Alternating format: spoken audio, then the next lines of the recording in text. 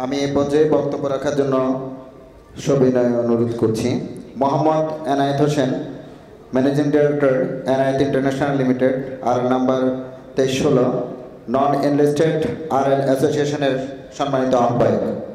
বৈষম্যের বিরুদ্ধে যাত্রা মোদের অধিকার আদায়ে সোচ্চার, সমৃদ্ধির পথে আগুয়ান মোরা, সত্যের পথে দুর্বাস।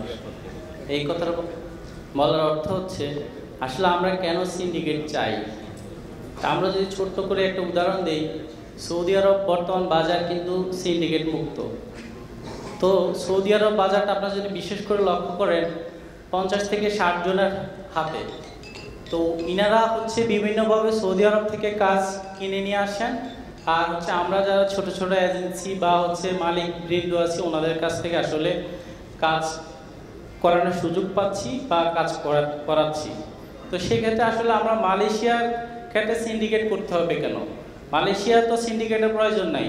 আপনার যদি ওই লেভেলের হ্যাডম থাকে তাহলে আপনি কাজ কিনে নিয়ে আসেন, আপনার কাছ থেকে আমরা কাজ কিনে নিব। তো সেক্ষেত্রে সিন্ডিকেটে তো আসলে কোনো প্রয়োজন নেই। এইদিকে হচ্ছে যখনই আসলে আমরা বাইরে কাউকে নির্বাচিত করি আসলে তখন তারাই সিন্ডিকেটের বড় হাতিয়ার হয়ে যায়। বিশেষ করে যে মানব পাচার আইন, সেটা নিয়ে হচ্ছে বড় বড় নেতাদের আসলে কোনো ধরনের কথাবার্তা নাই। ওনারা হচ্ছে ওনাদের আখের গুছাতেই আসলে ব্যস্ত। আসলে মানব পাচার আইন সেটা আসলে বন্ধ করতে হবে, সেজন্য হচ্ছে আমাদের সকলের সোচ্চার হতে হবে। এদিকে হচ্ছে 200 ম্যান পাওয়ার যদি আমরা আসলে না করতে পারি তাহলে সেক্ষেত্রে আমাদের নবায়ন দিবে না। সে বিষয়ে হচ্ছে আমাদের নেতা কর্মীদের কথাবার্তা নাই। তো সেক্ষেত্রে দেখেন এইদিকে হচ্ছে মালয়েশিয়া আমরা হচ্ছে একত কাজ পাই নাই, আর কথা হচ্ছে ম্যান পাওয়ার করতে পারি নাই। আপনি যখন ম্যান পাওয়ার না করতে পারবেন তখন হচ্ছে আপনার নবায়ন পাবেন না। আমরা দুইটা ভাবেই ক্ষতিগ্রস্ত।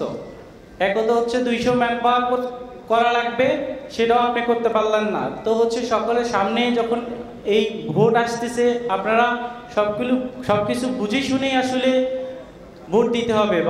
বাজারটা যাতে হচ্ছে উন্মুক্ত থাকে সেদিকে হচ্ছে আমাদের সকলে লক্ষ্য রাখতে হবে।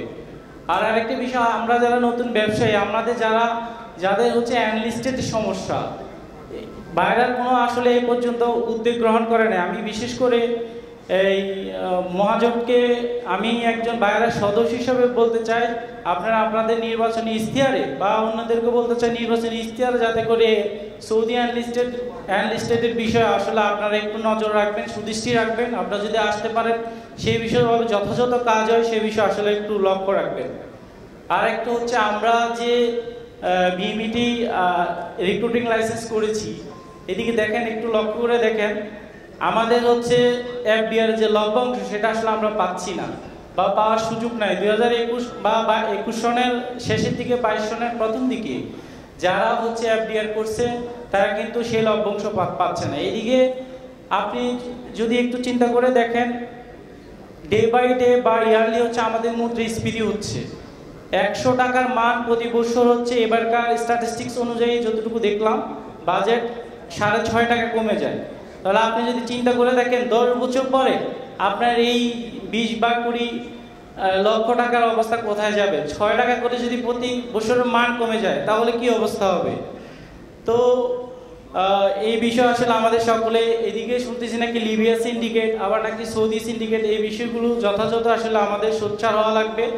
ধন্যবাদ আমাকে সুযোগ করে দেওয়ার জন্য। আসসালামু আলাইকুম।